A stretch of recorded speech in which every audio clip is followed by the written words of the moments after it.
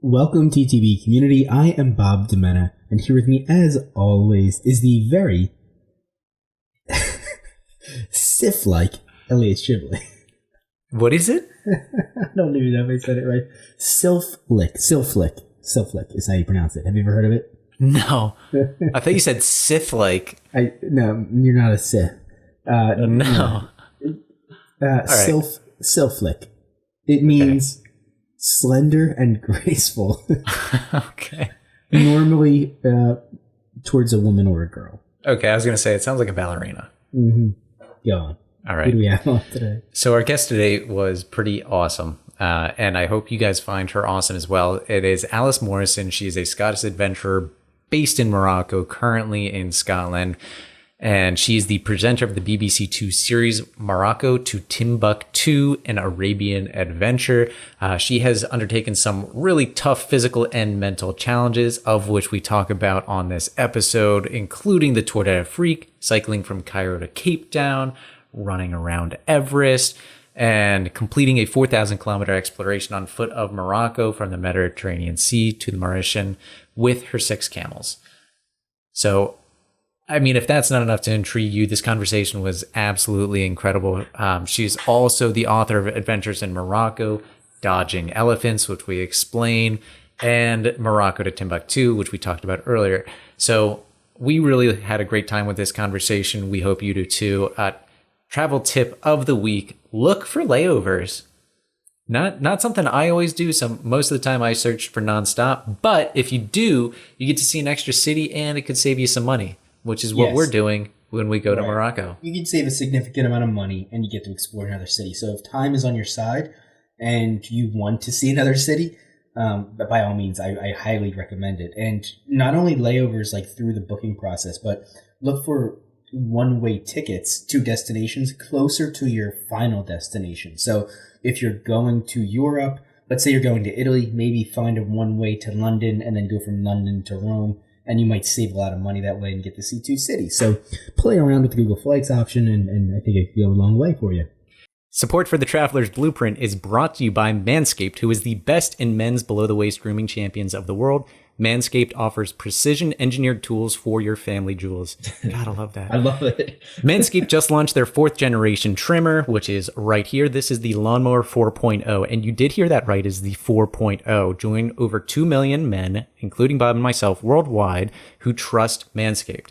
With this exclusive offer for you, which is 20% off and free worldwide shipping with the code TTB at manscaped.com. So preparing for this, one term came to my mind, and that was nether regions. And it sort of sent me down this wormhole of the word. I was curious, as a travel podcast, as a podcast that focuses on culture and geography, I was curious to know whether or not nether regions was related to the Netherlands, the country. Is it? So no, not really. So they share the prefix. Right. They share the word nether, which refers to a region at its lowest or furthest point or furthest part of a place, especially with the allusion to hell or the underworld. Now, removing that second part or not thinking about it right now, you kind of understand how the Netherlands came to be because they're topographically at a low point right near the Rhine River basin. Mm-hmm. And now relating to the nether regions, it's a low point, I guess, of the body. And so there you go. You have some interesting information. All right. Well, thank you for that insight, Bob. Yeah. And, we've traveled together, and I always thought I was a pretty hairy person, and Amanda can vouch for me. But in our time traveling together, I've learned that you probably are hairier than I am. And what is it like with this? I mean, I know I've loved it. I mean, it's got the light, it's got the ceramic blade. It just makes things so much easier. so thanks for noticing my hairiness. Absolutely. And I've been a hairy guy for a long time since, my teenage years. I grew hair pretty quickly. And since that time, I've been trying to figure out ways to keep it in check. I shave my chest, my back, my head, my beard, like everywhere, I like to keep it clean. And Manscaped sent us this and it's perfect. It's lightweight. The charge lasts forever. The light is one of my favorite aspects of this tool because I've been shaving for a long time and I've never had a light attached to the buzzer itself. So when you're shaving and you have this spotlight shining on you, you can actually see the differences in Yeah, it makes it so much easier. It's such an incredible idea to add a light. And simple. And then again, as a traveler, it's perfect. You can throw it in your bag. The thing itself charges and lasts for a while, but then the wireless charging port is also charged, and you can then use along your trips, making it for a pretty extended period of time where you don't have to worry about finding an outlet, which as a traveler, we know it doesn't always come around as often as we like. And speaking of traveling, this has a travel lock on it, so you can actually prevent it from turning on while you're traveling, especially if you're throwing your bag around into an overhead compartment, onto a bus or That's a trunk. Big. That's big, yeah. Huge, huge. Yeah, because how often, I can't think of the specific items, but you shove your bag in somewhere just to get it on the plane or the bus. Toothbrush, old trimmers, all that stuff. Exactly. You hear it going, you're like, yeah, exactly. So that seems to be avoidable now with this new 4.0, the Weinmaier 4.0. So again, you can get 20% off and free shipping by using code TTB at manscaped.com. That is 20% off with free worldwide shipping at manscaped.com, and use the code TTB. Unlock your confidence and always use the right tools for your family jewels with Manscaped. Your balls will thank you. Welcome to the Traveler's Blueprint. Start designing your next adventure.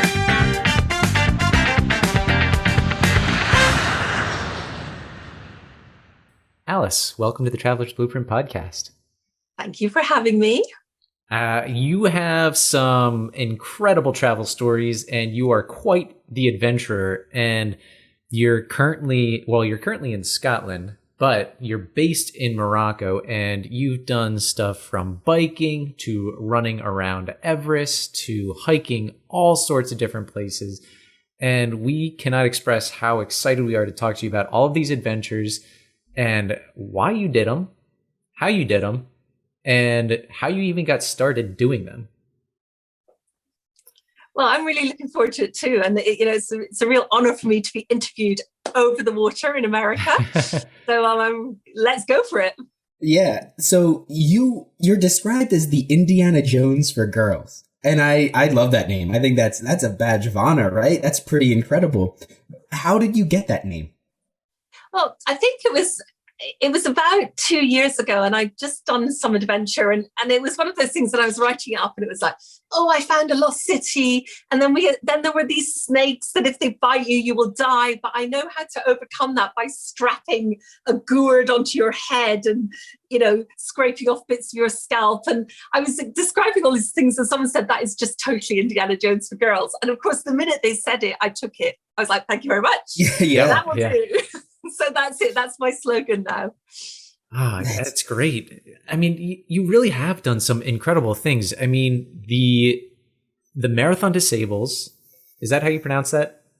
Des Sables. Sable. All right, so the S's French are silent. for sand. That's like Des Moines in Iowa.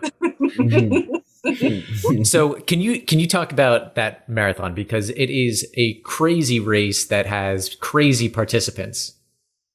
Yeah, and the Marathon des Sables, it used to be called the toughest foot race on earth, but there's lots of ultra marathons now which all grab the title.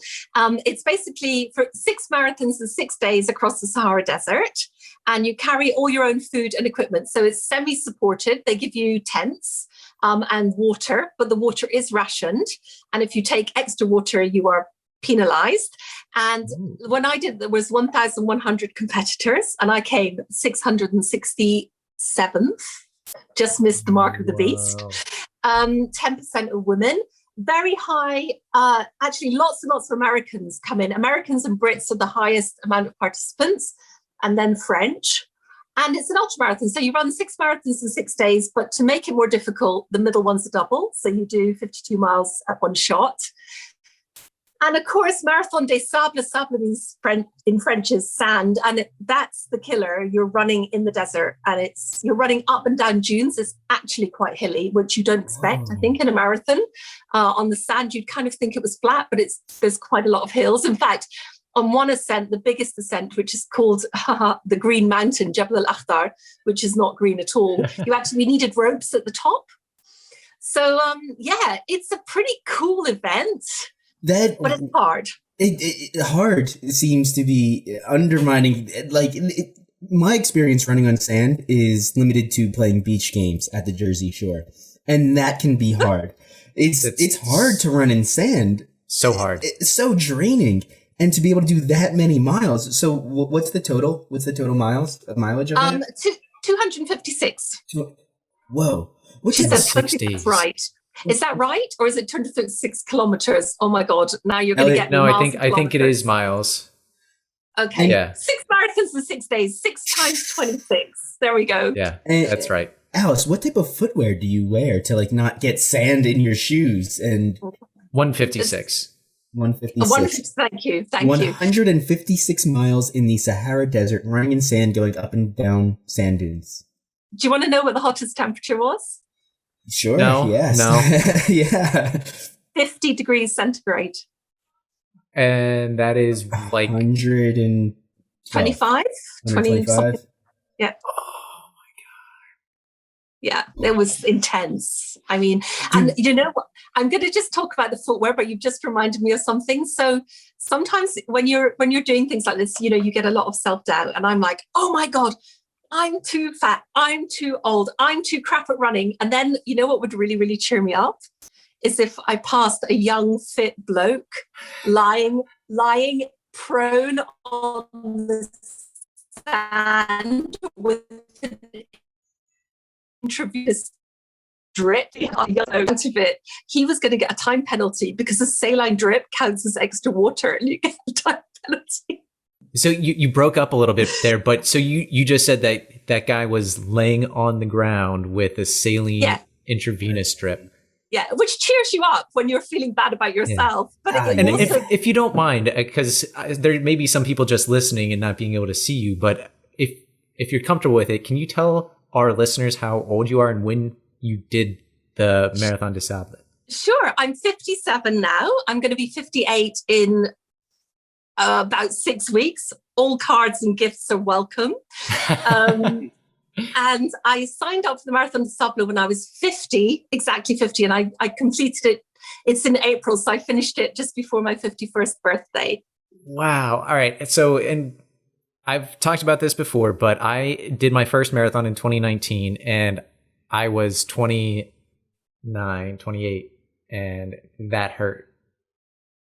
I can't imagine doing 6 of those in a row. When I think about a half marathon and having to do that twice, I'm like, no way, no. And then I did a marathon, and I'm like, never again. And then you decided to do 5 more. But the thing is about the ultras, I don't know if either of you ever done an ultra, which is any distance over marathon distance, but actually it's easier in a way because there is going to be walking. There just is. Even the elites, you know, there is going to be some walking. Mm-hmm. And I think that makes a difference, and it kind of levels the playing field. And also interesting fast fact for you both, because you are gentlemen.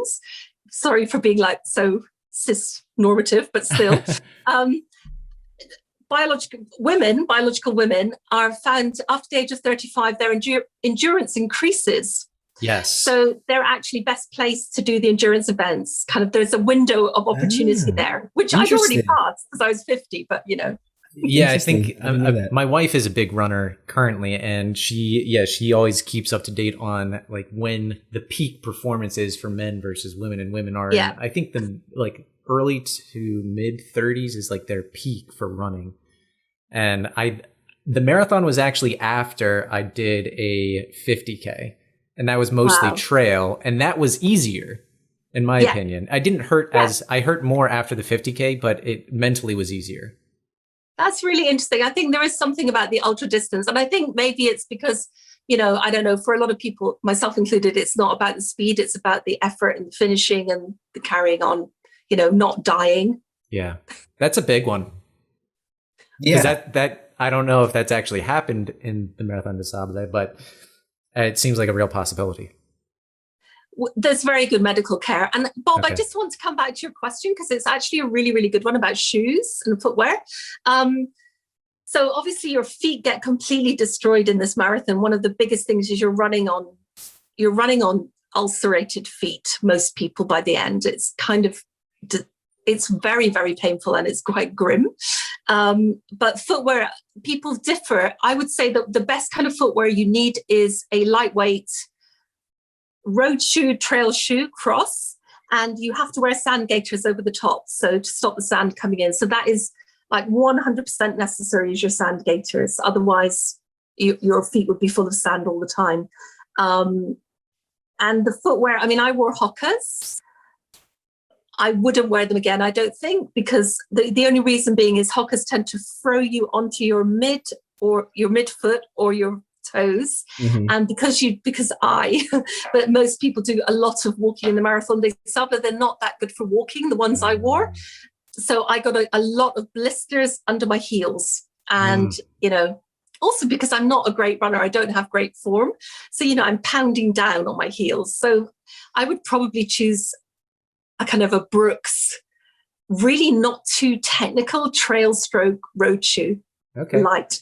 That's, my wife loves Brooks. She usually gets the Brooks Adrenaline series or the Ghost. Yeah. So did you do the marathon by yourself or with a team? I did it with a friend. So I've got a friend who actually he signed. I say friend. He persuaded me to do it because we'd met on a biking holiday in Morocco. He runs an adventure company, and I joined up to mountain bike across the Atlas Mountains, and it was quite hard. There's some really gnarly descents, and it's at altitude, and you're in the wild. But I did this. It was a great holiday, and he was one of the guides. And we just stayed. You guys must do this all the time. You meet people on your travels, and you like each other, and it's just a very loose connection, but you stay in touch, send a few emails. And then he was like, yeah, and you maybe meet up again. I went back to Morocco. I ran a half marathon, the Marrakesh half marathon, for fun, because I was working in Morocco for a week or something. And then he said to me, look, let's do the Marathon des Sables together, because he was living in Morocco. And I said, no. As any sane person would. Yeah, I'd never run a marathon. I'm a horrible, like truly horrible runner. Not like your wife at all, Elliot, seriously. And so I said no. And he said, oh, come on, you cycled from Cairo to Cape Town. You're good at endurance. You can do it. You've got the head for it. So I said yes, and then spent about 9 months in terror thinking, what have I signed up to? Wow. Yeah, that's incredible. That's kind of crazy. One of our past guests, and you may or may not know him, he's in the adventure world as well, Eric Weinmaier. He's the guy that hiked Everest, the first guy to hike Everest blind, and he did so cool. He kayaked the Grand Canyon solo with a team, but he actually did the Tour de Sable as well with a team of 3 other guys, I think, and I think they ended up coming in 2nd or 3rd. That's so impressive. And I'm like, so how? It is such a grueling mental challenge that it is really, I take great respect for anybody who ever has done it or will do it. It is really impressive. Yeah. Let's linger here. Your mentality and your mental ability to do these things. What is your mentality towards these types of adventures and the physical challenges that you're taking on? That is really a great question, Bob. I think probably that I joke about this and I say what you really need to be an adventurer is a very short memory and a bucket full of optimism. And I don't know how you guys feel about this, about traveling generally. There is no point in being negative, and there is no point in looking too far ahead. So my biggest tip to anybody who's starting on a long adventure, no matter your age, your level of fitness, anything, that none of that is relevant at all. You must have 2 things in your head. One is I will succeed, or I won't fail, depending whether you're motivated positively or negatively. And the second thing is just you are living literally from checkpoint to checkpoint. So whether your checkpoint is a day or a week or a meter or 1,000 meters, it doesn't matter. You just look directly in front of you. Do not look to the end, because you won't finish. Right. That's great life advice. It is. That seems really applicable to almost anything you wanted to do. Right. Yeah. Can you imagine if when Corona started, if you'd known that 15 months on we'd still be in freaking Corona prison? Especially, it may have motivated some people to adhere to the rules a little bit better, though. Yeah. So I want to move on. There's so many different adventures that we could talk about that we won't unfortunately have time. We're gonna have to probably do this again. Just letting you know now. But the one thing that I think before we even get into more of them, I think that whet the appetite for what type of adventures you do. But like, why did you even start? Where did you get from? Who can ever answer that question in their life?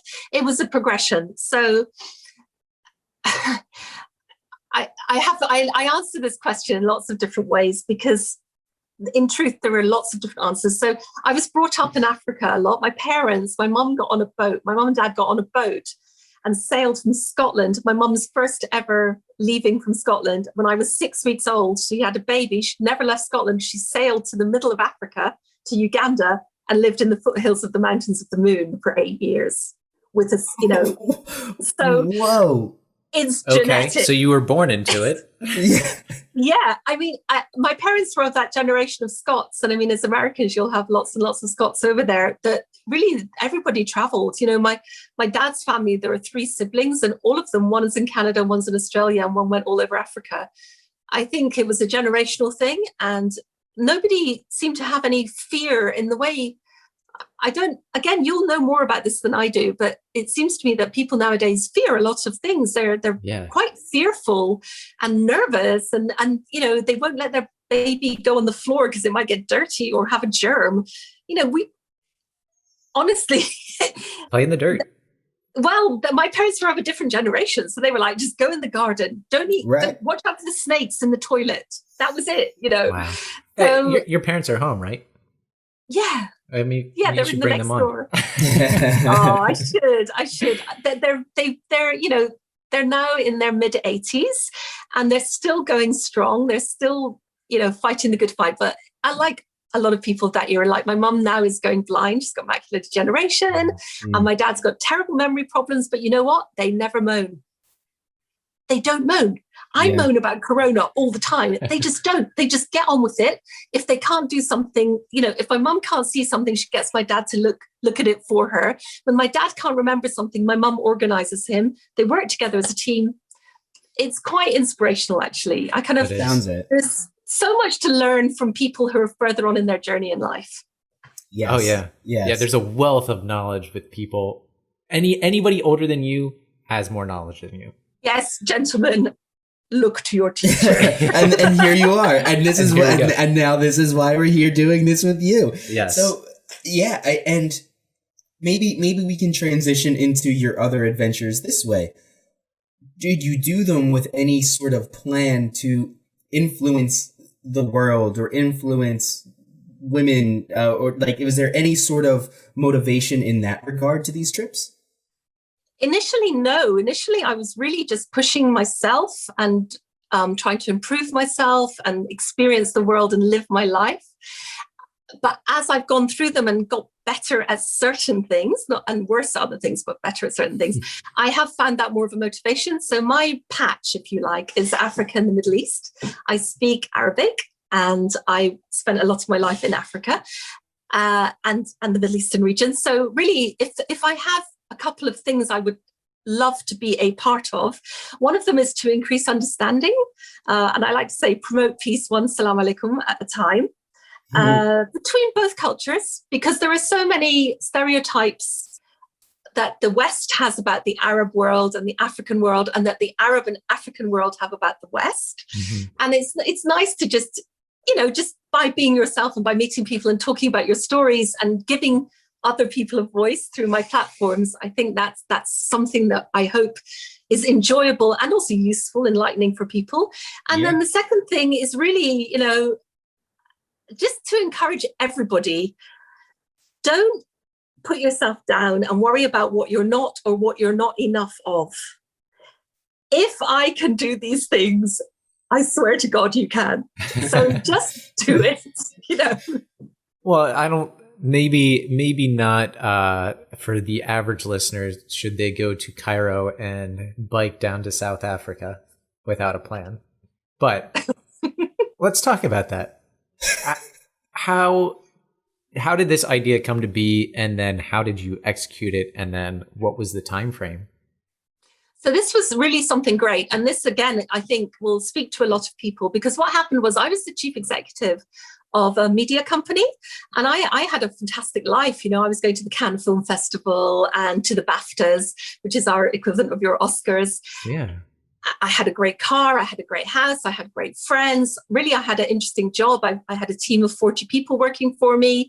I had a turnover of like 10 million pounds. I don't know what that is in dollars, $15 million a year. And I built that up myself. And then it all collapsed. And I won't bore you with all the reasons, but basically I had to fold my company into a larger company, make a lot of the staff redundant. And one of the first people I made redundant was myself, because there were other people to take over from me. And it was very bruising. It was a low point. I killed my own baby, basically. And of course, the staff hated me because they were losing their jobs, even though there was nothing much I could do about it. And I fought as hard as I could. But fair enough. You're the boss. That's it. So it was very, very bruising. And I kind of wanted to get away. And there was this race, the Tour d'Afrique, and that's AFRIQUE, the Tour d'Afrique, the Tour of Africa, like the Tour de France. Another French thing. I know, like the Tour de France, but 3 times longer from Cairo to Cape Town. It's a race. Wow. A race. So you do étape, you do the stages, every day. And I signed up for it. And the reason I signed up for it was years before a friend of mine had said, "Oh, look, this amazing race across Africa." And it always stuck in my head. And I just thought, well, it's a great way to see Africa. It's safer. Going on your own as a woman on a bike, I'm not confident to do that. And this was a race. So, we had backup. We had like trucks to carry our tents. I mean, we had to do everything ourselves, but we still had the truck. The route was mapped. You had to follow the route. So it felt like a really great way to see Africa. Is there a road that takes you from Cairo to South Africa? There is not.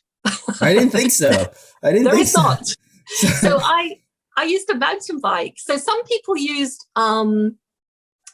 cyclocross bikes, and I used a mountain bike because it was more comfortable. So if you like, the slower riders like myself used mountain bike frames, and the racer, the true, we're going to win this racers. And it was actually 2 Americans who won the race, or an American, maybe an American and Canadian who won the race, and the male and female sections. But they did cyclocross bikes, and a lot of it was off road. That's incredible. So you can go. I'm just doing some Google searching while we're talking. But the Tour d'Afrique 2022, I just looked at it right now because my wife got into. She's always been a cyclist, but she purchased her first real road bike last year, and within probably 2 months, she did like 500 miles. Wow! And she would do these long 60+ mile bike rides around our area, and she absolutely loved it. And I didn't realize, so the Tour d'Afrique is 11,000 kilometers, so like 600 some miles.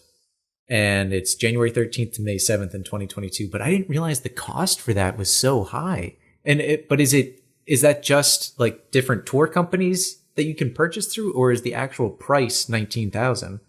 That's US dollars.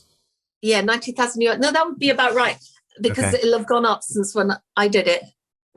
When you see the organization that is required to get you through 10 countries, I mean, when we did it, some of those countries are almost always in civil conflict, if not outright war. Yeah. You're looking at drought in some areas. We had people at one stage at the side of the road begging for water. Mm. So when you think of the scale of the operation it takes to get riders through that money is worth spending. Wow. So do you have to support yourself, or do you have a support team? No, the Tour d'Afrique is a proper bike race. So what you have basically there are 2 major support. The support, it's run by a South African company who are like hard as nails. Our tour leader, and she's still mainly the leader, is a South African woman who you would never ever cross. She terrified all of us, but you need to be like that. At one stage, we got fired on by locals. They shot at us and they took 6 of our people hostage for a time. And our Sharita, who was our tour organizer, she mobilized the army in that country, in Kenya. And she had the army and tanks on the road within an hour and a half of hearing of it. Wow. So, it's pretty serious. It's a reasonably serious undertaking, I think, and a great one. And then how... Bob's just shaking his head. He's just going I'm at a loss. I'm at a loss for words. I mean, just the logistics of it are mind-boggling. The physical challenge of it is mind-boggling. The idea of seeing all these different countries, and you're traveling through all these different cultures, and they're so as foreign as you can be from everything I know in the United States, and to be able to bike through that and travel that way is it's so incredible to me. That's amazing. What an incredible I would do that experience. Yeah. Do it, guys. I really recommend this as a real, true, genuine life experience that you will never be able to replicate or do again. And it's a jewel in my life. I would highly recommend it to anybody. How long did it take you? It takes 100 days of cycling and 20 rest days. So again, like the Tour de France, you have your étape and then you have a day off, which, oh my God, we used to look forward to those days off. Like, I've never enjoyed anything as much as my days off on the Tour de Freak. So getting off the saddle. If you're doing about 100 or 115 actual biking days, that equates to about 100 kilometers or more a day on average. I think at one point I worked out the average. It was slightly different when I did it because the route was different. Because when I did it, Egypt was safe and the north of the Sudan was very dangerous. So they always go a slightly different route. We did. This is the figure that stayed in my head: 134 kilometers a day, which I think is about 85 miles a day, roughly. Mm-hmm. That was the rough thing. But, some days were very long and some days were shorter. And of course, we had mountains, Ethiopia, the highlands of Ethiopia. And we climbed an average of 1,000 meters, which is 3,000 feet a day in Ethiopia. And we were there for 24 long days. That was really challenging, the distance, and also Ethiopia as well. I don't know if you know this, but the actual water table of Ethiopia is corrupted. So you cannot avoid getting sick. And that's one of the big problems for the population is diarrhea. Yeah, that's what people die of.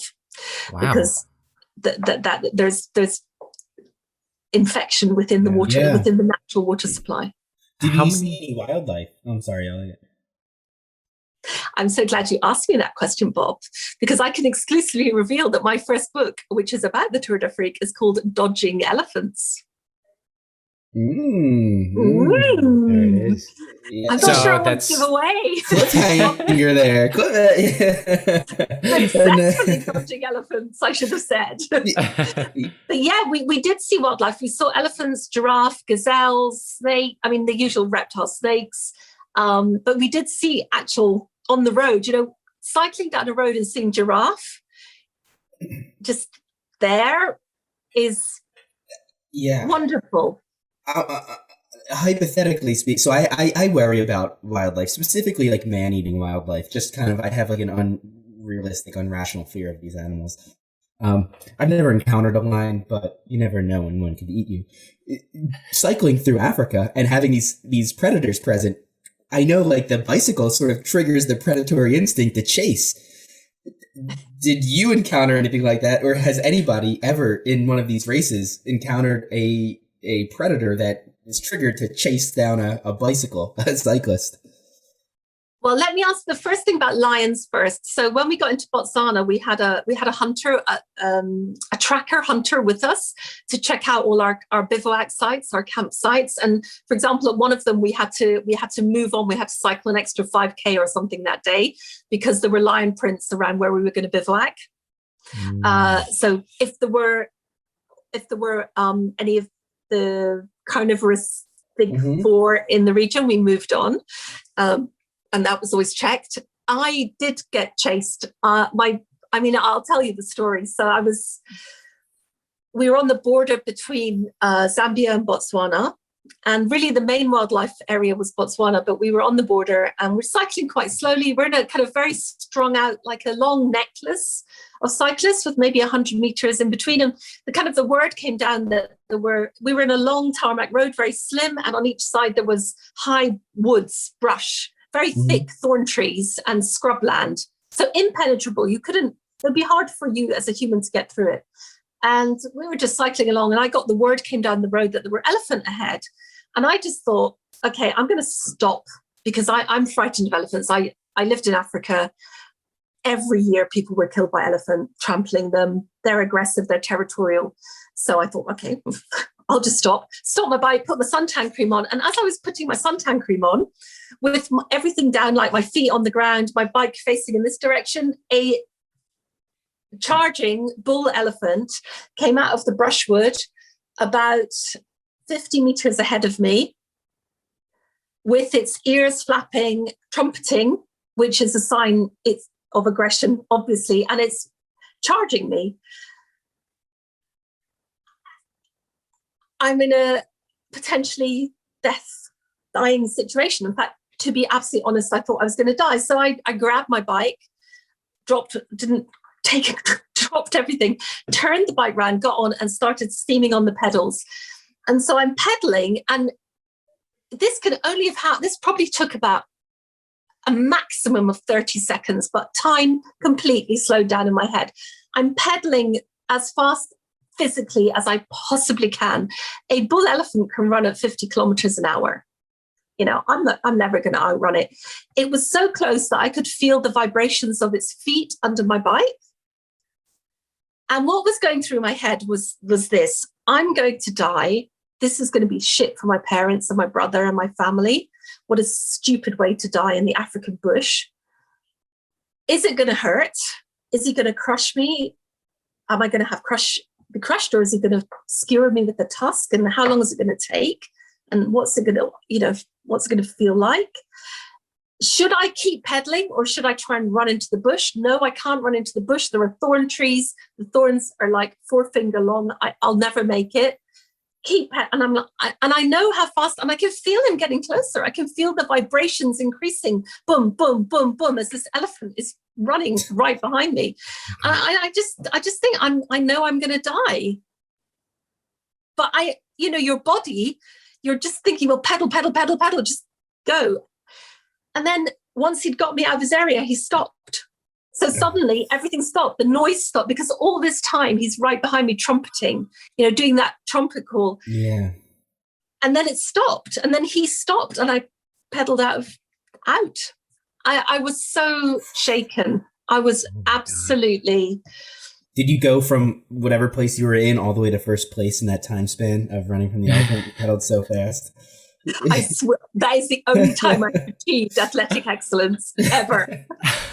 Oh my God. That is the adrenaline. Yeah. It must have been. The adrenaline was hard. Insane. I think it took at least, probably took 2 full days, truthfully, for me to come off that. And I felt unwell, I didn't feel well at all. And of course you have to keep cycling, yeah. There's no stopping. Yeah, no, not with elephants around. So that was it. And it was a very odd experience. It was a very interesting, of course it's great. Now I have this amazing story to tell. I could name my book after it. But in truth, there is an element of stupidity involved. I'm just cycling across Africa. Really, it would have been a very stupid way to die, and a very, very painful way to die. So I'm very glad I didn't. Alhamdulillah. Thanks be to God. Too. Yeah. We are too. Wow. I can't imagine what that feeling is, but I know if I drink coffee in the morning and I have a little bit too much, and then I go for a run, that my heart is pounding from the caffeine, and it is not fun. It actually makes me feel slightly ill. Yeah, and get nauseous. I imagine that is like a 10th, maybe even 100th of what you felt. No, I think it's same feeling. It's just that feeling of like everything, your body has just suddenly exploded into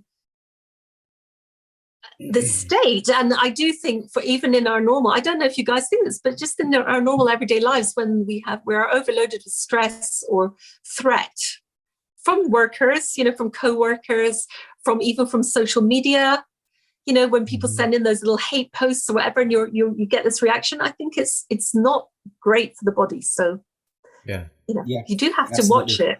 You have to watch it. So you touched on this a little bit, but how many racers are there that do the full Tour d'Afrique? 63 did it in my year. 63? 11 women and 52 men. Wow. And what is the typical, do you all finish at the same time? It's a race. Oh, that's right. It is a race. I mean, there were, the quick racers would be finishing in like 3-4 hours, and the slow ones like me might take a whole day. We had to finish before dark or we got swept up. Yeah. So it really varied. And for a lot of the race, you're racing on your own. Sometimes we had to keep in a peloton. On the tarmac roads, when it was very long distances on tarmac, it was great if you could stay in a peloton with riders about your own level, because then you can travel so much more quickly and safely and with less energy. But on other parts, you're on the dirt roads, you're on your own. I was on my own for so much of the time, which was fantastic. Being on your own in the African bush. You're on a bicycle. Yeah, you're just king of the world, honestly. It's the best feeling. So the question I have about the bikes, in the website I was looking at, it recommends either a mountain bike or a hybrid. And I guess that's because there is a lot of dirt and you can't travel as fast in a mountain bike or a hybrid bike as you could a road bike. No, and it's heavier. So, you'd expend a lot more energy. I mean, the thing behind this, I had a steel frame. I had basically a steel frame bike.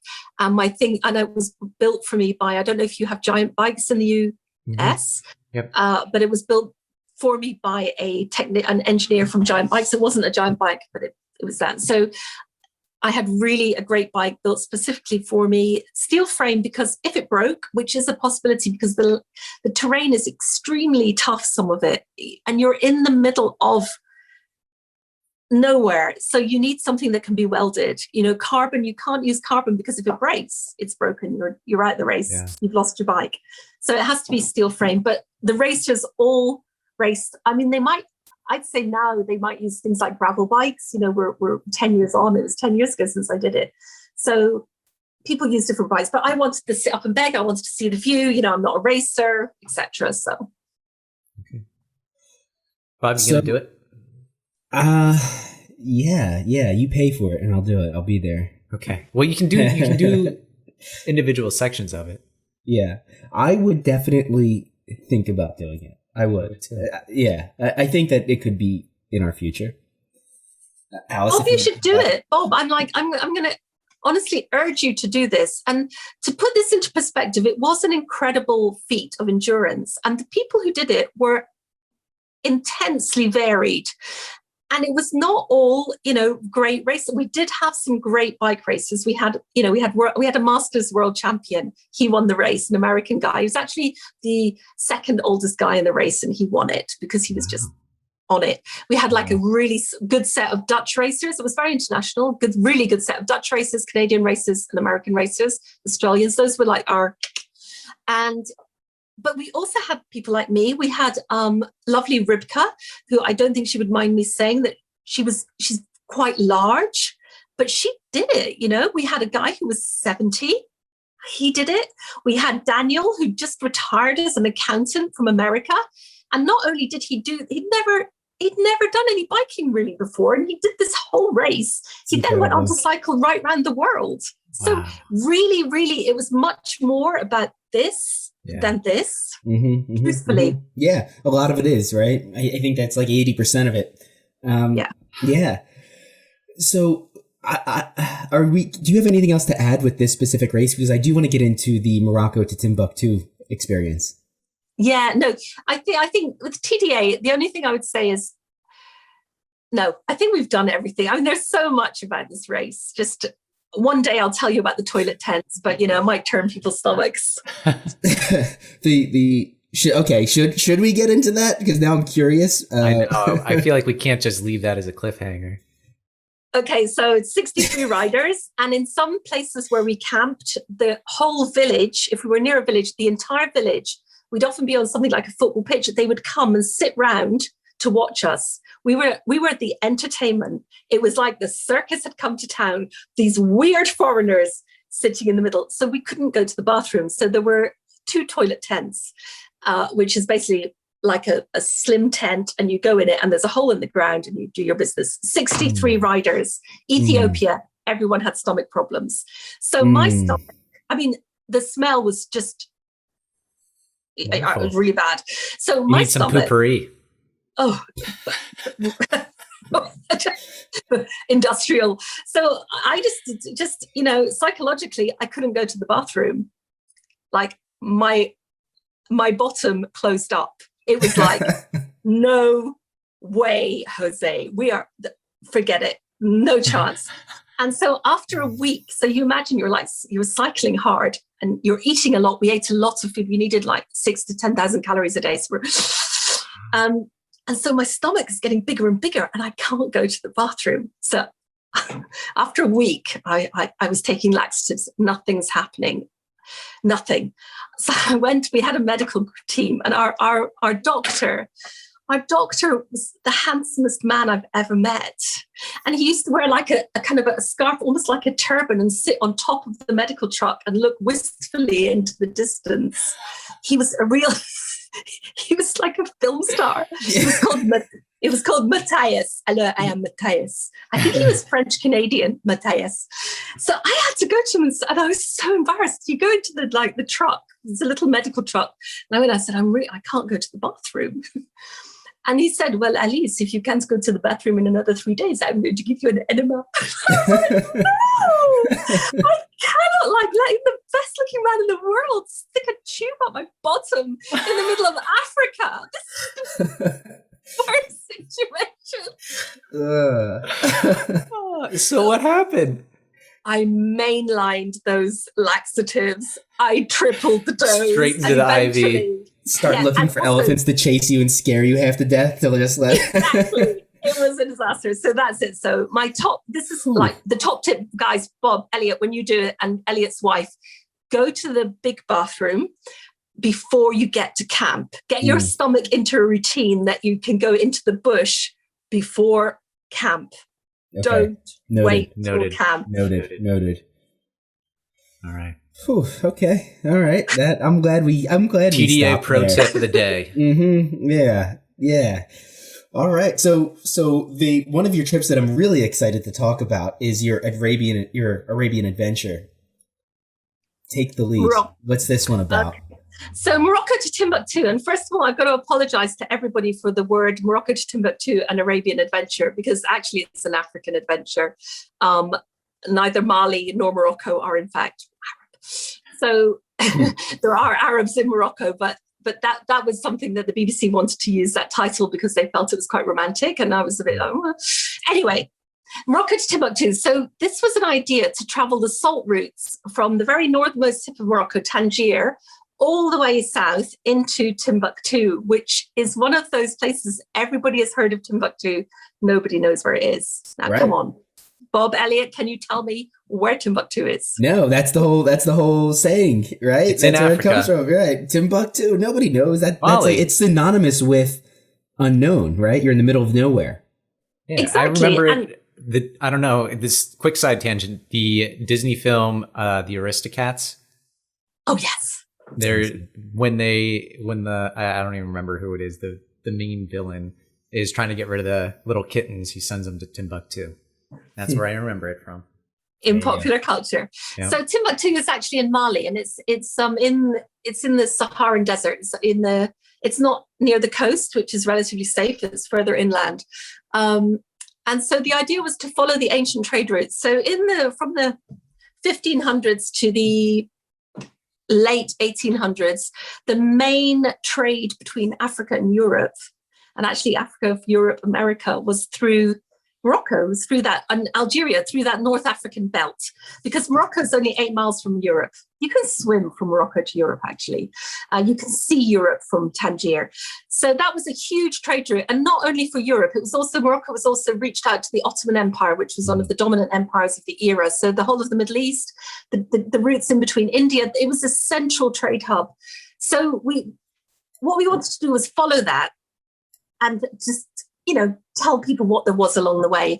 Mm-hmm. And our premise was that in that time, travel, as we know it, long distance travel started with the discovery of salt, because people could preserve food. Right. Yeah. Yeah, that was one of the first forms of currency, I believe, right? That was Exactly. Yeah, really great. Cool. Yeah, So really, salt has had this incredibly significant effect on our lives, because when human beings discovered how to use salt to preserve food, then they could start traveling. Mm-hmm. And the salt initially wasn't so much gleaned from the sea, it was gleaned from mines, from rocks. And when the era of the great trade, as you said, Bob, salt was used as currency, and it actually was as valuable as gold, kilo for kilo. Wow. Yeah. So we followed that route, and it was tremendously exciting. It was very much a kind of historical discovery and a modern day exposition of the countries that we were going through. We found that it was more dangerous to travel that route now even than it used to be, and that actually it is now impossible because of Al-Qaeda and the issues in the whole Saharan desert belt, the whole Sahel belt in the middle of Africa. If you look at your map of Africa, you've got a big belt of desert right across the middle of it. And that is the Sahel, which means the plain, the Great Plain. And that now is really like, I don't know if this is a correct word to say, so excuse me if I'm saying something terrible, but it's kind of like what we would say in Britain, like the Wild West. It's completely lawless. Yeah. There are all sorts of different peoples living there, but there are also all sorts of people coming in and using that space for smuggling, for drugs, human smuggling, cigarettes, guns. Yeah. It's very, very dangerous. And Timbuktu in let me get this right, was invaded and occupied by Al-Qaeda, which was devastating for the people who lived there and devastating for the city. And then it was freed by the French and by the UN, and it's still protected by the United Nations Peacekeeping Force. And it's one of the most dangerous United Nations peacekeeping missions in the world. People are killed every month there, protecting the citizens of Timbuktu. Wow. I know. Wow. We live in a very strange world, We sure do. And it's really sad to me that Timbuktu it's a difficult place to live anyway. It's in the middle of the desert. It's quite near the River Niger, so it can go there for water. But it's not currently a rich place. It's rich in culture, very rich in culture. But the people are mainly farmers or camel herders, just trying to do their jobs. They used to have a tourist industry. It's all been destroyed. They are when we were there, the people were terrified that the UN would pull out and Al-Qaeda would move back in and take their city again. What's the point of that, really? What's the point of taking somebody else's city, really? Yeah. That's so disappointing. I don't know. That's an interesting region in Africa. I know that there's actually this incredible feat. I don't even know the organizations that are taking part in it, but they want to plant a wall of trees that line the southern end of that desert strip, because apparently the desert's growing southward and killing vegetation and essentially devastating ecosystems. And so there is a joint effort to build this gigantic wall of trees to save that. That's fantastic. I'm going to look that up. I didn't know about that. That's really, really interesting. That region of the world too is the reason we have hurricanes on the east coast of the United States. The hot air travels across that desert and then makes its way across the Atlantic Ocean and creates the warm air that causes our hurricanes and devastates parts of the United States. Yeah. I didn't know that either. Thank you very much. I love these facts. Yeah. I'm full of world trivia questions. Yeah. Wow. It is so and cool. Is this the trip that you did with the camels? So I did ride a camel for a short time on this trip, but no, the big trip I did with the camels, I've just finished. That was a slightly different experience because I did Morocco to Timbuktu with the BBC as a documentary. And it was very much about meeting people, interviewing people. And we traveled it all. But of course we used the train, we used shared taxis. We had to get on a United Nations flight to actually get into Timbuktu. There was no other way to get in. Oh, wow. And I also really love my physical adventures. So I decided by a long roundabout path, I ended up walking across the whole of Morocco, including the disputed region of the Western Sahara from the Mediterranean coast all the way down to Mauritania. And that was with my 6 camels. Okay. And my 3 Amazigh guides, I hasten to add. So what was that like now, walking through Morocco with camels? Yeah, that's I guess I got your trips confused. You have so many of them; they're hard to keep up with. So yeah, let's break this one down now. This was I think when you asked me earlier about did I have more of a mission, I think this is a very good example about how I found that my things have evolved. I've evolved, I hope. Although work in progress. Oh, I'm sure you have. Yeah. Work in progress. But I think also my desire for doing things has evolved as well. And this particular exploration was much more of an exploration. I actually started trying to make a living at being an adventurer full time by writing and getting sponsors and things like that. And the way I did that, and again, this is my top tip, everyone, I just started signing my emails adventurer, Alice Morrison, adventurer. And then I'd put it out there. So, I had to do stuff. My mum, it's my mother. She kept phoning me up and saying, Alice, adventurers have got to adventure. What are you doing next? There's no point in sitting in your flat. That's right. Yeah, so here's a point. She does. Yeah. And I really feel it. And there are times like now, I'm sitting in Edinburgh because of Corona. I've got trapped here and I'm writing a book, which is great. And I have to do it. But I feel phony writing adventurer a little bit on the bottom of my letter, thinking, I hope I will write still. But you are not a phony. But you know what I mean? You do have to, if you put yourself out there and say, I am this, I think as human beings, we feel much better if we are that, if we are doing that. Mm-hmm. Yeah. And if you're being authentic, you feel much more comfortable I think the difficulty for all of us as humans is when, for whatever reasons, and sometimes the reasons are really good, we stop being our authentic selves and start really, we can all exaggerate our good bits and hide our negative bits a bit, but you have to try and keep the sense of self. Do you agree? Yeah, absolutely. I mean, even with this podcast, I find myself, what is it called when you have that syndrome where you imposter syndrome, where I tend to forget that, we've been hosting this podcast for years now, and we've had incredible people on just like yourself and adventures. And I tend to forget that I am the host. And I almost at times feel like I'm pretending in a way. It's an odd feeling, but no, this is legitimate and it's really legitimate. What you do is really, really legitimate. And it's hard work. It's hard to get guests on. It's hard to get the publicity going and to keep a podcast going. And, a lot of people start podcasts, but actually being a much more professional, if you like, podcaster is a real effort and a skill. Asking questions is a skill.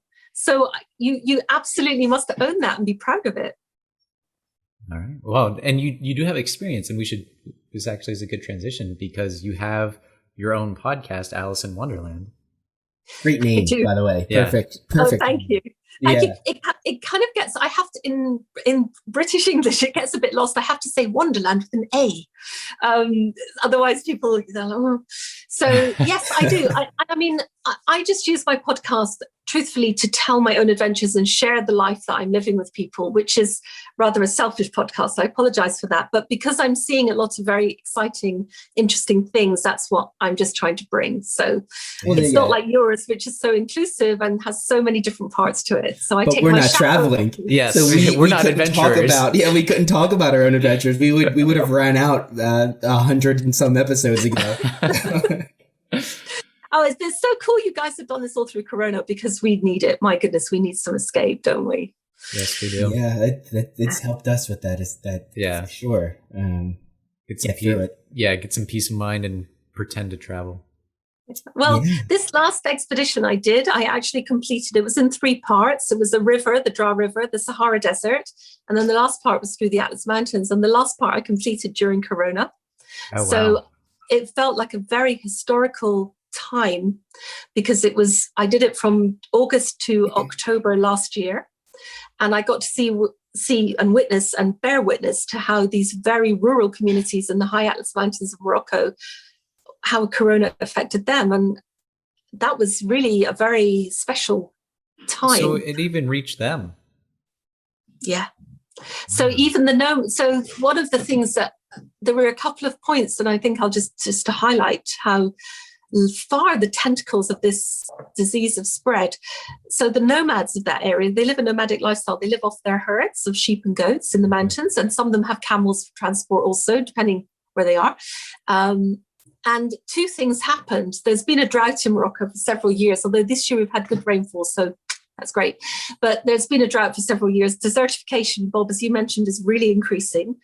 And people graze their animals freely on the mountaintops in the desert, but the pasture has dried up, the pasture has died because of the drought. So the farmers were already suffering, and then you bring in Corona, and what happened with Corona is Morocco closed to tourists, all the restaurants shut, all the cafes shut, they were under curfew as well. People had to pull in their budgets, so they're not buying meat. So the nomads, their only source of money to buy tea, flour and sugar is to sell a goat or a sheep. And the price dropped from 500 dirhams, which is about $50, to 100 dirhams, which is $10. And we saw nomads taking a goat or a sheep to the local corner store, which is a tiny kiosk, and asking the shopkeeper to please take the goat in exchange for tea, flour, and sugar, which, is kind of heartbreaking, actually, truthfully. There's nothing good to say about that. No. I didn't realize how far-reaching it was. I thought there were some communities that hadn't been touched by it, and I'm sure I don't think there's anywhere in the world that hasn't been. I don't think that there. I think it's on every island. Some islands were able to manage it and get rid of it quicker, but I don't know if there's any region of the world that was untouched. This thing spread. It has. I mean, we walked about 900 miles during the 3rd part of this expedition. We didn't meet a single person with the virus. Nobody had any relation or family member or friend with the virus. We were very far in the out of the city, but every single one of them had been impacted economically, because our world is now globalized. So I want to ask you about the safety of Morocco, and so there was a really sad story, and so I'm going to be forewarned if you're listening to this. A very sad story about 2 young women who were traveling through Morocco years ago that really stuck with me when I heard about it years ago. It was really a very gruesome story where 2 young girls from so it was a Danish woman and a Norwegian woman were found walking through and hiking through Morocco, and they were decapitated by Al Qaeda. Back in 2018. Did you have any encounters with any dangers like that while you were there? Are you familiar with that story, by the way? Actually, that happened in my village. That's where I live. The incident happened in a place that I myself hike and run to on my own very regularly. It's one of my training runs. I pass it all the time, and it's about 7 kilometers from my house. Wow. And what happened was the young woman, when it happened, my whole village, I live in the village. So if you, as you know, like places like Nepal where you have hiking villages, this Imlil where I live in the high Atlas is very much like that. It's the center for hiking in that region. And people come from all over the world to hike the highest mountain in North Africa, Mount Tubkal, and to enjoy the Amazigh, the Berber way of life. So, my village is full of mules to carry equipment and, secondhand hiking shops. And everyone's a guide, or their dad's a guide, and even now some of them, the women are becoming guides, or they have a tiny gîte where they'll rent out a room for $20. So that's the economy of that village, as well as farming, which is a very rich agriculture area. We have walnut, plum, apple trees, and domestic farming. And what happened was I heard about it because I live in a family compound, and my landlord Haj Brahim came on my door and he's crying. And I was like, Haj Brahim, what's happened? He said, a catastrophe, 2 young women have been killed in our mountains. It's not local people. We know it cannot be local people, but this is the biggest shame.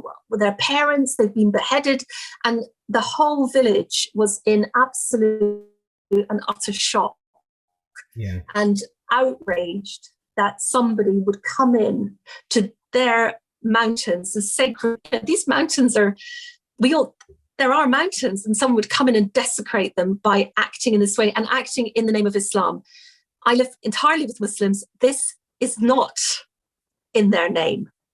They're horrified. My landlord was sitting on my sofa crying, saying, I have daughters this age. How could this happen? We had a huge ceremony of remembrance. We still talk about it all the time. What had happened was Al-Qaeda, some men had come in from Marrakesh and Agadir. They had come to the mountains, we think 2 days before. They had lain in wait. They wanted to kill tourists. And those girls were the very, very unlucky people who they found. So they were going to kill somebody somehow. And it was those 2 young women. It was horrific. But it does not represent Morocco. I hesitate to say anywhere is safe. We live in a world where nowhere is safe. I agree with you. Right. I mean, that's the fact. I feel safer in Morocco than I do when I get on the tube in London. That's a fact. Or when I go into any crowded airport. I feel so nervous there. And in Morocco, it's a very respectful country. Try and obey the rules in order to get closer to people. Don't go in short shorts and like a tank top, because then you'll put a barrier between yourself and other people, because they don't dress like that. Just go with the rules and be flexible. Keep your eyes open and enjoy the hospitality of the country. It's such a lovely place to travel. It really is. I really want to go there. I want to go to Casablanca, and I don't want to butcher the name. Chefchaouen. Yeah, the blue city, right? It's beautiful. I've only seen pictures, but yeah, it's gorgeous. You might be a bit disappointed in Casablanca. It's a big modern city.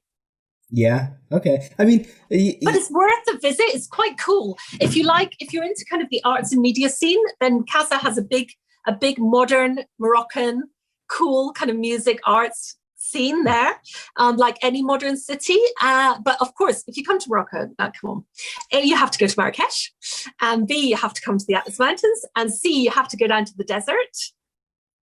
Without a doubt, to Ouarzazate, very accessible, great. And you should really go to the coast to Essaouira as well. So Elliot, come. We've been throwing around where to go. Morocco sounds pretty good. So Elliot and I have a trip that we can take this year in 2021. We're throwing around Colombia, but now you just threw another country into the mix. Will you be back by the end of 2021? Oh, well, I have to. I mean, I'm dying here. It's just dreadful being marooned. I mean, my home, my cat, my home, my life is in Morocco, and I can't get back because the UK variant means that British travelers are banned. The borders are closed to us. Americans can go to Morocco, and I'm seriously thinking about coming to America for a month and then going on to see if they'll let me in. I've had my vaccine, but I still can't get in. We'll see what happens after Ramadan. I'm banking psychologically on the week after Ramadan. Ramadan starts on Tuesday and will end a month later. So the week after that, I think Morocco will open up to the Brits, and then I'll be able to go home, inshallah. So you would be there, Elliot. We need to think about. Yeah, we can go hiking. We can explore some pretty interesting cities. Lots of cultural significance there. That's absolutely. You have all your insider tips. I can tell you all the best guides. You really. Seriously, boys, you have to think about it. I think we will be thinking about it. Yes, yeah. So, Alice, I could talk to you for days and hours and weeks. I know. Are we ready to wrap up this one? And Alice, I think we'll have to do this again. Are we ready? Yes, we will. Yeah. So we have a rapid fire round. Yeah, we didn't tell you that, did we? Yeah, here it comes. So excellent. But before we get into it, can you give us your social media, your websites, where people can expect your book, if you have an idea of when it's going to be released? I know you're still writing it, but okay. So the really easy thing about me is either just Google Alice Morocco, and you'll find everything, or alicemorrison.co.uk, and on that I have my Instagram and my Twitter, which are Alice Out There One.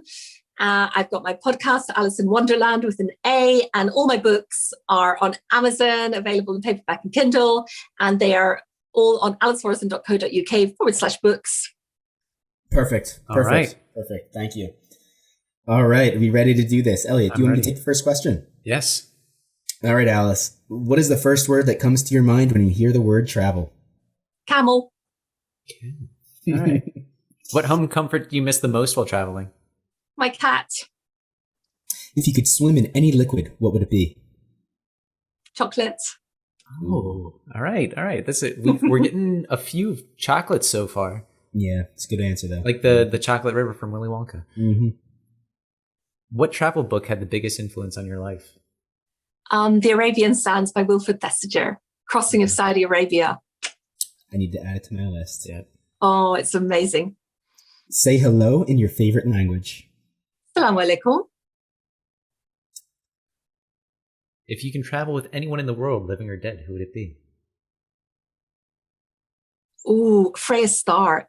She was kind of a Victorian Edwardian female explorer who went all across my patch, the Middle East. And she was so cool. She got arrested for being a spy by the French in Syria. I want to travel with her. Oh, wow. Yes, sounds really interesting. What is one item remaining on your bucket list? My bucket list is ginormously long, but actually it's probably quite a weird one given what I do. But I would really like to travel more in America because you have such amazing outdoor, beautiful places. And I don't know them at all. I've only been to Little Rock in New York. So I feel that I would really love to come to America and do a massive trip. I don't know, cycle across it, walk across it, ride across it, do something across America. We have some pretty great trails throughout the United States. There's the Appalachian Trail, which is probably the shortest. There's the Pacific Crest Trail, which is the semi-longest. That's on the West Coast. And then there's the Continental Divide Trail that actually goes from Canada to Mexico. Yeah. I think the United States is often overlooked as a place for the outdoorsy type or those types of adventures. I think people automatically just gravitate towards the cities. But yeah, we have a beautiful outdoors. It's not as far out there as some of like the hiking in Mongolia. Right. No, but I think you do have a really, really beautiful country, and I would like to come and sample some of that. And, you know, we share a language, but the very short times I've been in America, I think culturally we're really different. I think Europe and America are very different, and I'm keen to explore that side of things. Well, if you ever decide to come over, let us know. We're on the East Coast. Yeah, let us know. I'll introduce you to a cheesesteak in Philadelphia. Sounds good. Yes. Yeah. All right, where are we? Elliot, I think you're the next one, right? Yes. If you could pick an actress to play you in a movie, who would you choose? That's virtually impossible to answer. I need to choose someone really, really young and really, really hot because it would be totally unlike me. I don't know. Who's like the most beautiful actress around at the moment? Bob. I think you know who would be good, like Julia Roberts. Yeah. I think she would do a great job. I was thinking also Meryl Streep. Yeah. Oh my God. Goddess Merrill. Yes. If you're listening to We'll this, so where are we here? If you were stuck in one city for the rest of your life, which city would you choose? That thought just fills me with absolute and utter horror, honestly. I mean, seriously, especially, please don't talk about being stuck when you're in the middle of Corona. That's a cruel question. I'm going to pass. That's awful. Okay, fair enough. That is fair pretty enough. cruel. It is pretty Fair cruel. enough. All right, and the last question is, what is one piece of advice you'd give to yourself 10 years ago? Oh, 10 years ago, what was I doing? I was about to go to Tour d'Afrique. Don't worry. It'll be fine. I like it. All right. I like it. Alice, thank you so much for joining us today. Yeah, thank you. Thank you for having me. It's been such a pleasure. It has been wonderful listening to your stories and hearing all about your adventures and gaining a lot of inspiration for potential future endeavors. And we will see you in Morocco. Yeah. Inshallah. Yes. Come, yes. come, you're so welcome. No, seriously, guys, you would love it. I think you would love it. It's got a real mixture of culture, adventure. I agree with you. Yeah. It's I agree with you. Africa, but it's Africa, but without some of the, huge political problems and states of semi-conflict that you find in some of the other countries. It's great place. And you have so many landscapes. Yeah, and that's what I think is drawing me, and I know drawing Elliot, because we have a similar idea of the types of destinations we want to go to. Our biggest problem is trying to figure out where to go. There's so many options, which is a great problem to have, but a problem nonetheless. Yeah, so Alice, thank you for coming on. Thank you. At this point, we're going to be going to Morocco in 2 weeks, right? Yeah, dude, I mean, we we had this conversation and we booked Morocco within a week. Yeah. Right? I'm excited. Oh man, absolutely. And she talked it up so much. Yeah. Yeah. And we were throwing around the idea, where do we go next? Do we go to Colombia? Do we go back to Peru? Do we go to, I forget. New Zealand. New Zealand. We talked about China for a little bit. Right. Morocco. Never would have thought of it. No. But here we are. We're booked and ready to go, and I can't wait. Yeah, same. So thank you for listening. If you love the show and want to help us, you can do so by giving us a rating on iTunes or any podcast platform you listen on. If you want to support the show financially, you can do so through Patreon, as little as $1 a month or as much as $10 a month. It helps support the show in terms of the subscriptions, software, our time and effort to put into it. So thank you for listening, and thank you for being a fan of the show.